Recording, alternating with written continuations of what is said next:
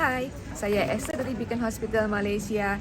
Nah, dalam rangka menyambut Hari Peringatan Kanker Ovarium Sedunia pada bulan September ini, kita akan mendengarkan penjelasan dari seorang pakar onkologi dari Rumah Sakit Beacon.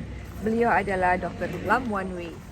Dr. Lam adalah seorang pakar onkologi di Rumah Sakit Beacon dan beliau adalah berwarga negara Malaysia, berusia 54 tahun dan beliau menguasai beberapa bahasa, yaitu bahasa Inggeris, Melayu, Cantonese, Mandarin dan bahasa Indonesia. Dr. Lam ini sudah menjalani profesi sebagai onkologi 20 tahun dan beliau sudah menangani banyak kasus, antaranya yaitu kasus kanker paru-paru, kasus kanker ovarium, breast, pankreas dan lain sebagainya. Dan beliau juga sudah sangat banyak menangani pasien Indonesia. Orang Indonesia tuh banyak yang suka ketemu dengan Dr. Lam. Karena apa? Karena beliau adalah seorang yang sangat komunikatif dan selalu tersenyum bila menghadapi pasien, sehingga pasien juga merasa nyaman dan bisa berkomunikasi dengan baik. Yuk kita dengarkan penjelasannya.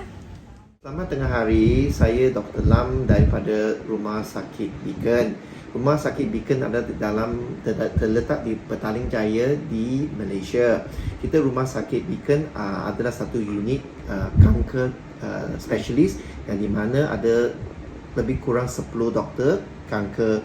Hari ini kita nak buat bicara mengenai kanker ovarium kerana bulan September adalah bulan kesedaran kanker ovarium. Apa yang berlaku bila ada pesakit yang dapat kanker ovarium, mereka adalah dalam satu tahap yang ketakutan kerana informasi yang mereka dapat memang tak cukup. Bila dengar kanker ovarium saja, perempuan yang muda pun takut, adakah saya ada risiko. So hari ini kita nak bicarakan mengenai kanker ovarium supaya pesakit-pesakit atau potensial pesakit yang ada boleh mendapati pengetahuan yang sewajarnya mengenai kanker ovarium ini. Saya minta maaf sebelum saya bermula kerana saya punya bahasa Indonesia memang tak berapa bagus kerana adalah staf-staf Beacon yang banyak bayar hati ajar saya. Soalan yang pertama, banyak orang tanya about kanker ovarium adalah ini adalah apa kanker. So saya boleh ambil satu unit bagi tengok sekejap. Adalah satu model badan. Bila ada kanker ovarium, ovarium adalah satu sakit bidan perempuan di pelvis sini. So kerana ovarium kanker adalah hanya dapat di dalam perempuan. So lelaki tidak dapat kanker ovarium punya. So biasanya tanda-tanda pesakit yang selalu tanya saya, doktor, saya takut ada kanker ovarium. Apa tanda-tanda yang cakap saya mungkin ada kanker ovarium? Ini susah dapat kerana kanker ovarium dia memang sakit perempuan, tapi kerana dia di pelvis bawah, biasanya pesakit mungkin datang adalah tahap stage 3 atau stage 4 kerana ini biasa tak ada tanda yang spesifik, mungkin mengalami perut ada buncit sikit. Kedua mungkin gastrik.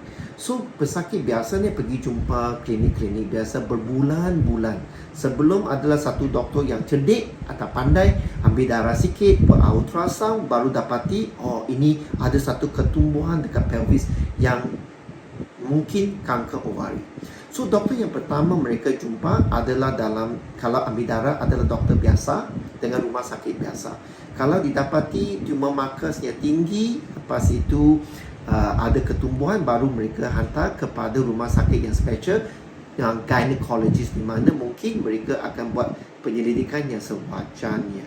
So kedua, pesakit akan tanya kita, doktor, adakah saya ada risiko faktor ovarian kanker? Adakah saya mungkin dapat ovarian kanker?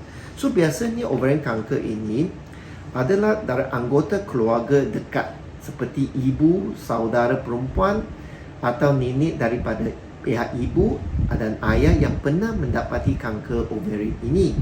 Biasanya bukan risiko yang tinggi, tapi adalah meninggikan risiko jika family history atau keluarga ada kanker ovarium ini.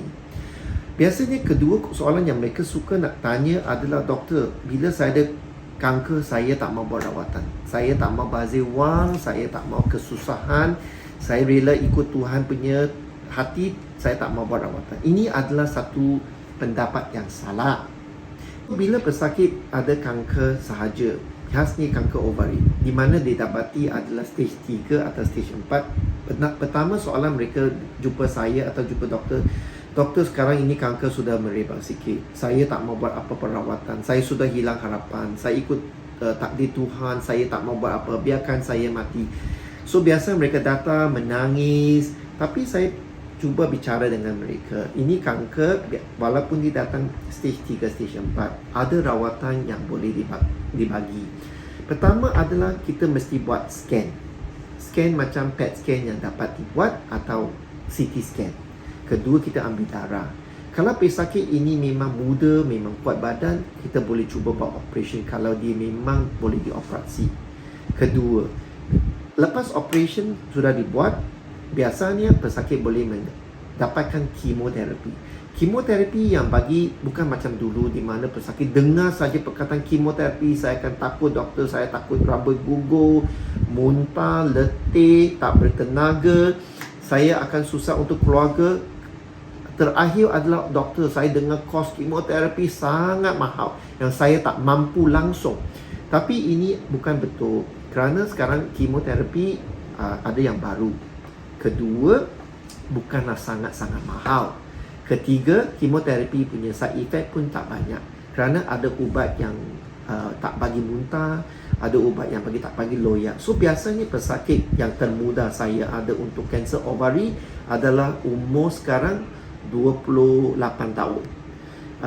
Ada yang tertua 70 lebih. So buat masa ini kanker ovarium adalah memang banyak. Tapi ingat, di Beacon ada rawatan yang boleh kita bincang, ada rawatan yang boleh kita bagi.